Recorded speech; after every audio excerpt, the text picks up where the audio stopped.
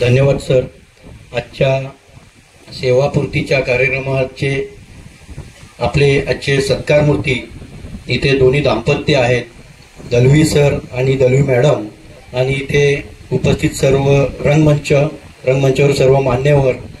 सरांच्या या कार्यक्रमासाठी उपस्थित असलेले सर्व या गावचे ग्रामस्थ, त्यांचे नातेवाईक आणि त्यांचे सर्व मित्रपरिवार आणि गुरुजन वर्ग. खरोखरच सरांचं जेव्हा रिटायरमेंट समजली की आता एक तुमचा तर माझ्या गावामध्ये कार्यरत होते आणि जेव्हा रिटायरमेंटचं समजलं सरांकडनं की दलवी सर हे रिटायर होतात, सेवानिवृत्त होतात, तर अक्षरशः आमचा गाव सुन्न झाला की एवढं प्रेम या गावावर त्यांनी कमी कालावधीत येऊन केलेलं आहे. त्याचं उत्तम उदाहरण म्हणजे जेव्हा दलवी सरांची नियुक्ती विल्कोस जिल्हा परिषद शाळेवर झाली तेव्हा मी आजूबाजूला विचारलं, म्हणतं दलवी दलवी दलवी तर सर्व सर माझे मित्रच आहेत, परंतु जेव्हा शेजारच्या गावातून पिंपरोळी सारख्या गावातून ग्रामस्थांनी आणि विद्यार्थ्यांनी सांगितलं की तुम्ही खूप नशीबवान आहात की तुम्हाला अशी व्यक्ती मिळालेली आहे की ती शिक्षणाच्या बाबतीमध्ये कुठेही तडजोड करणारी व्यक्ती नाही आणि जी शासनाने दिलेली दुसरी इतर कामं आहेत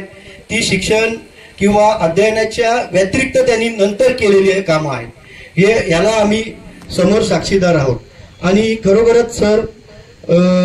माझी मुलगी हिंदवी ही वाडा नंबर 1ला सेमी इंग्लिशमध्ये आहे आणि तिचा मराठी वाचनाचा खूप प्रॉब्लेम, हा का सर लांगे सर, खूप प्रॉब्लेम. आणि ती दुपारनंतर घरी यायची,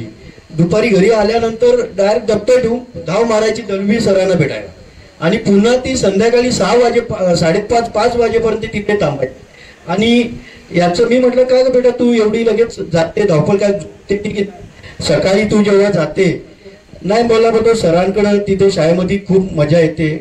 आणि त्याचं एका महिन्यात आम्हाला रिझल्ट आलं सर की तिचं पाठांतर आणि मराठी वाचन एवढं सुंदर झालं की आजपर्यंत त्या वाडा नंबर 1ला जेव्हा ती वाचन करते तर ते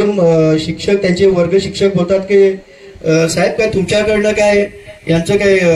अभ्यासक्रम घेतला, तर म्हटलं मॅडम तर घेतेच, परंतु आमच्याकडे दलवी सर अशी एक शिक्षक आहेत की त्यांनी खूप सुंदर प्रकारे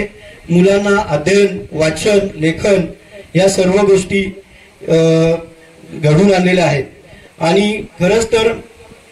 अजून दुसरा एक सांगायचा विषय म्हटलं तर आज सरांना त्यांच्या सेवेमध्ये 38 वर्ष पूर्ण झालेली आहेत आणि 38 वर्षाच्या मागचा काळ विचार करा की त्या काळामध्ये गाडी नाही, सायकल सुद्धा नसेल, बरोबर ना सर, आणि जंगल, कुठेतरी वर्ग असेल तिथे चालत जायचं आणि आपली जी काय भाकरी, तेव्हा काय वेतन आयोग किंवा वेतन आयोग ही भानगड नसेल आणि अल्प वेतनामध्ये तिथे जाऊन आपला परिवार एका जागेवर बसवायचा आणि त्यांची धावपळ म्हणजे 1938 वर्षाभरापूर्वीची कल्पनाच करू शकत नाही. आणि तिथून वरचा आजपर्यंतचा हा यांचा प्रवास. सर मी तर आता म्हणतो तुम्ही भरपूर कष्ट केलेत, भरपूर समाजोपयोगी कामं केलेली आहेत, तुम्ही मित्र जोपासले, तुम्ही ग्रामस्थ जोपासले आणि तुम्हाला एक छंद आहे मित्र जोपासण्याचा आणि खरोखरच तो तुम्ही प्रामाणिकपणे जोपासता, त्याच्यामध्ये कुठल्याही प्रकारचा किंतु परंतु किंवा मनातला हेवा दावा अजिबात नसतो, तो एक मैत्रीचा नातं म्हणून संबंध जोपासता. आणि आता आमच्या मॅडम आहेत, आता तुम्ही मॅडमला वेळ द्या, त्यांनी सुद्धा आपल्या कारकिर्दीला भरपूर साथ दिलेली आहे आणि आता त्यांची तुम्हाला ते हीच अपेक्षा असेल की आता सरांनी याच्यानंतर उरलेलं आयुष्य मला जास्तीत जास्त माझ्याकडं दिलं पाहिजे, कारण की तुम्ही जेव्हा शिक्षणाच्या बाबतीत शिक्षण क्षेत्रामध्ये, पवित्र क्षेत्रामध्ये आपण काम करीत असताना आता तुम्हाला करमत सुद्धा नसेल, कारण का एकदा जर खडू कधी काढतो आणि कुठे ते सगळं अंक गणित किंवा काही शब्द लिहितो आणि मुलांना शिकवतो, हे राहत नाही, जी रोजची सवय आहे, तरी सुद्धा आपण ती सवय थोडीशी कमी करा. असं नाही बोलत की त्या शिक्षण पेशापासून तुम्ही दूर राहा, कधी आमची आठवण आली तर आवर्जून तुम्ही आमच्या विल्कोसमध्ये या आमच्या मुलांना भेट द्या आणि तुमचं स्वागतच राहील. आणि मी माझ्या गावातर्फे, माझ्या विलकोस तुसा या पंचक्रोशीतील गावांतर्फे, पिंपळवणीच्या गावातर्फे आणि माझ्या वाडा पंचायत समिती मोज आणि वाडा पंचायत समितीच्या वतीने मी तुम्हाला तुमच्या पुढील आयुष्याला आपली अशीच भरभराट हो, आपलं आयुष्य असं आनंददायी राहो अशी मी आई जगदंबाला विनंती करतो आणि शुभेच्छा देतो आणि इथं थांबतो. जय जय. धन्यवाद ठाकरे साहेब.